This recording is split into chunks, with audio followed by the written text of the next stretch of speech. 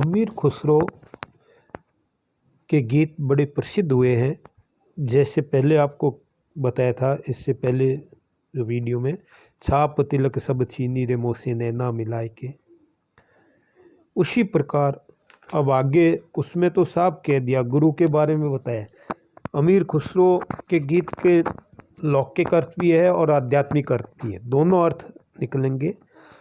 अब आगे वो गीत है, प्रसिद्ध गीत है, गेय गीत है, गा करके भी इसको प्रदर्शन किया बताया जा सकता है। और यहाँ वो कह रहे हैं, जब यार देखा नैन भर दिल की गई चिंता उतर, ऐसा नहीं कोई अजब राखे इसे समझाए कर, जब आँख से ओलझ गया तड़फन लगा मेरा जिया, हक्का इलाही क्या किया आंसू भरे भर लाए कर, तू तो हमारा यार है तुझ पर हमारा प्यार है, तुम दोस्ती बिशियार है एक शब मिली तुम आए कर, जाना तलब तेरी करूं दीगर तलब किसकी करूं, तेरी जो चिंता दिल धरूं एक दिन मिलो तुम आए कर, मेरी जो मन तुम पे दिया तुम उठा गम को दिया, तुमने मुझे ऐसा किया जैसा पतंगा आग पर, खुसरो कहे बातों गजब दिल में न लावे कुछ अजब, कुदरत खुदा की है अजब जब जिया दिया गुल लाए कर। यहाँ वैसे कुछ लोग कहते हैं कि ये लौकिक अर्थ, लेकिन इसका आध्यात्मिक अर्थ निकलता है। अब खुसरो कहता है, जब यार देखा नैन भर दिल, जब यार देखा नैन भर दिल की गई चिंता उतर, दिल की चिंता उतर गई। जब यार को, जब प्रेमी को, जब ईश्वर को, जब परमात्मा को, यहाँ देखो यार का अर्थ जो है, वैसे तो यार किसको कहते हैं? प्रेमी। अब प्रेमी कौन? यहाँ लौकिक अर्थ नहीं लेंगे, अलौकिक अर्थ लेंगे परमात्मा से। जब परमात्मा को देखा,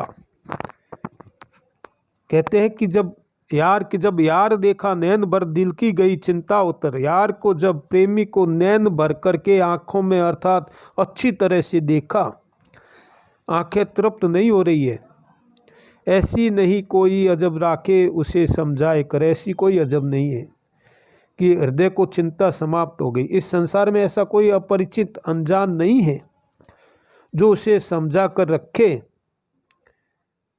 उसको रखे। अर्थात मेरा प्रेमी जब आंखों से ओलझ हो और अदृश्य हो गया तो चिंता के कारण मेरा हृदय तड़पने लगा। जब आंख से ओलझ गया तड़फन लगा मेरा जिया, आंख से ओलझ हो गया तो मेरा हृदय तड़पने लगा। अब यार की बात कहा है कि जब मेरा प्रेमी मेरी आंखों से, अर्थात प्रेमी है वो कहीं और चला गया, आंखों से ओलझ हो गया तो मेरा हृदय तड़पने लगा। तड़पना, दुख में डूब गया, तड़पने लग गया। और आगे फिर कहते हैं, हक्का इलाही क्या किया आंसू भरे भर लाए कर, हक्का इलाही क्या किया। अब क्या करें उसकी, जब हृदय तड़पने लगा, ईश्वर परमात्मा का ध्यान नहीं रहा, परमात्मा का ध्यान आँखों से में नहीं रहा तो मेरा हृदय तड़पने लगा। हाँ ईश्वर, तुमने ये क्या किया। ऐसी आह निकलने के साथ ही नेत्रों से आंसू गिरने लगे, आंसू भरे चल लाए कर, आंसू गिरने लगे, नेत्रों से आंसू बहने लगा। खुसरो कहते हैं कि हे प्रिय, तू तो हमारा परम प्रेमी और तुम मुझ पर ऐसा पूरा प्रेम भाव है, तुम पर मेरा पूरा प्रेम भाव है, तू ही हमारा यार है, तुम पर हमारा प्यार है, तुम दोस्ती बिशिहार हो एक शब मिली तुम आए कर, एक बार तो आकर के मिलो। कि मैं क्या करूं, मैं तुम्हें सदा अपने पास देखना चाहता हूं तथा अन्य किसी की अभिलाषा नहीं करता हूं। मैं रात दिन तेरी चिंता अपने हृदय में करता रहता हूं। हे प्रिय, हे ईश्वर, हे परमात्मा, एक दिन आकर तुम मुझसे मिलो और मुझे तसल्ली दो, मुझे आकर के तसल्ली दो। जाना तलब तरी करूं, दीगर तलब किसकी करूं, तेरी जो चिंता दिल धरूं, एक दिन मिलो तुम आकर, एक दिन आकर के मिलो। और किसकी तलब करूं, किसकी तलब मतलब इच्छा, अर्थात किसका साक्षात करूं। देखो यहाँ ये जो बात कही है ना, एकेश्वरवाद की बात आ गई यहाँ कि हे ईश्वर तुम ही मेरे अकेले, मैं तो तुम्हारी ही आराधना करता हूँ, मैंने तो तुम्हें ही अपना सब कुछ समर्पित कर दिया है। ईश्वर को समर्पित करना, ईश्वर में लग जाना। हे ईश्वर मैंने तो, हे परमात्मा मैंने तो तुम्हारा ही साक्षात्कार करने के लिए ठानी है, मैं तो तुम्हें ही सब कुछ समर्पित करना चाहता हूँ। एक दिन मिलो तुम आए कर, एक दिन मेरी जो मन तुमने लिया, तुम उठा गम को दिया। मेरी जो मन तुमने लिया, मेरा जो मन है तुमने ले लिया, तुम उठा गम को दिया, उठा गम को दिया अर्थात मेरा मन जो है मैंने हृदय समर्पित कर दिया है, परंतु तुमने इस समर्पण के बदले मुझे वेदना व्यथाई दी है। गम,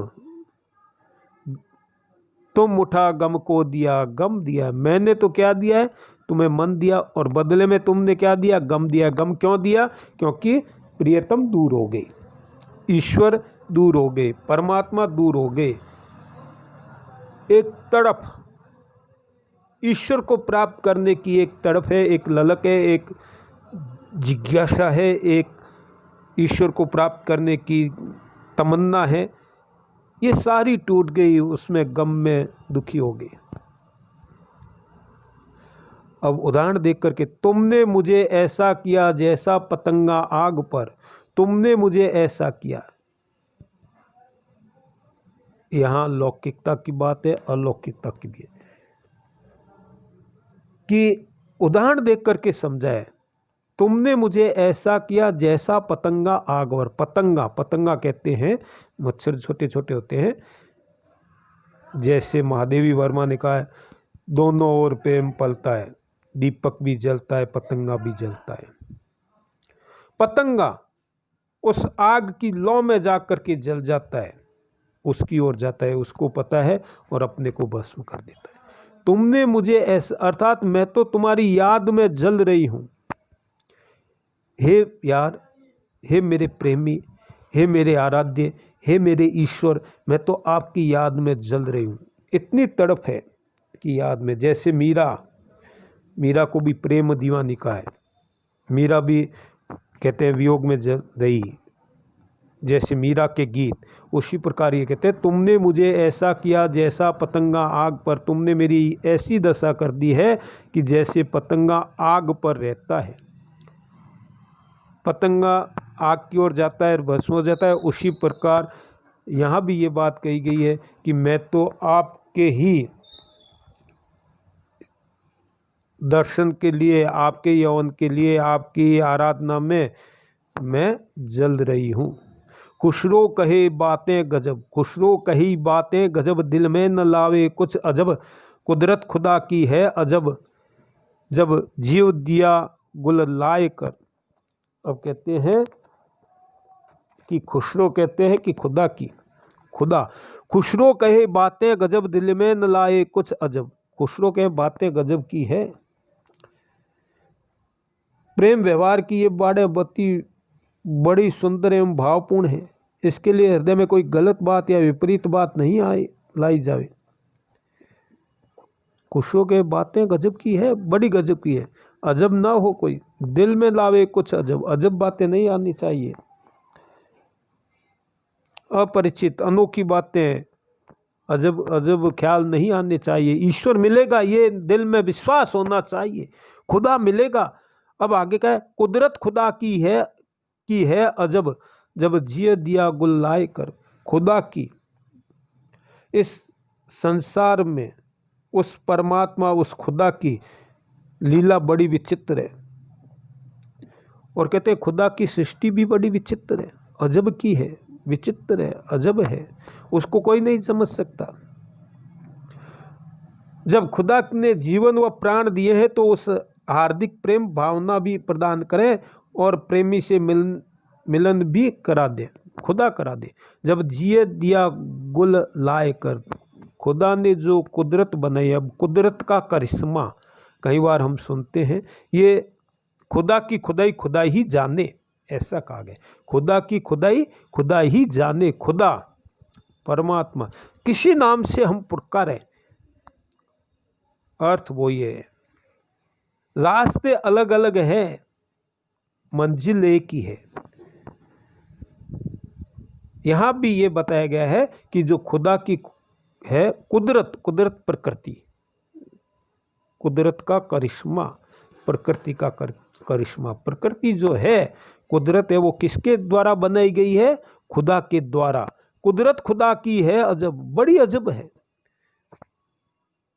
खुदा की। और इसमें कहा है कि एकेश्वरवाद, एक ईश्वर को आप याद करेंगे, एक ईश्वर की आराधना करेंगे, एक ईश्वर का ध्यान करेंगे, तभी आपको मुक्ति होगी। और जब तक ईश्वर तब तक नहीं मिलते जब तक आपके हृदय में तड़प ना हो, ईश्वर की प्राप्त करने की ललक ना हो, ईश्वर नहीं मिल सकती।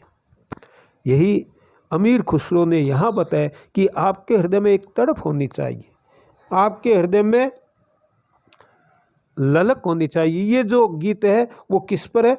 सूफी प्रेम भावना पर आधारित है। सूफी कवि जो होते हैं, अब आपको आगे बताया भी है, जब हिंदी साहित्य का इतिहास बताया, भक्ति काल बताया, भक्ति काल के जो दो भाग किए थे, सगुण और निर्गुण, निर्गुण के दो भाग किए, संत काव्य और सूफी काव्य, तो सूफी के बारे में बताया था, विस्तार से बताया था। तो यहाँ भी इस पर किसकी छाप है? सूफी कवियों की छाप है। सूफी जो होते हैं प्रेम की भावना लिए हुए हैं। और इसमें क्या है? लौकिकता के आधार पर अलौकिकता का वर्णन किया गया। बात तो लौकिकता की कही गई है, यार प्रेम, आंखें मिलना, ओलझ होना, सारा है, दोस्ती की सारी बातें बताई, लेकिन है ये क्या? अलौकिकता की ओर संकेत किया गया है। अलौकिकता की बात कही है। लौकिक और अलौकिक, अलौकिक जो इस लोक में ना हो, अलौकिक हो, आध्यात्मिक हो, आत्मा से जुड़ा हो। यहाँ भी यही बात कही गई है। खुसरो भी उसी में डूब करके यहाँ ये सारी बातें कही गई है कि खुदा की कुदरत बड़ी अजीब है, खुदा की खुदाई को खुदा ही जाने। और यही बात यहाँ कही गई है। और इसकी जो शब्द गीत का बहुत ही अच्छा वर्णन किया गया है। यमक अलंकार तो है ही, समासोक्ति भी है, अनुप्रास तो मिलेगा ही आपको। पहले ही कहा है कि अगर आपको कोई ध्यान न तो अनुप्रास का, अलंकार का, तो आप लिख ही सकते हैं। यहाँ भी ये खुसरो ने जो है इसका बहुत सुंदर वर्णन किया है। और आपके पहली इकाई ये पूर्ण हो गई। अब हम दूसरी इकाई शुरू करेंगे, जिसमें कबीरदास को शुरू करेंगे।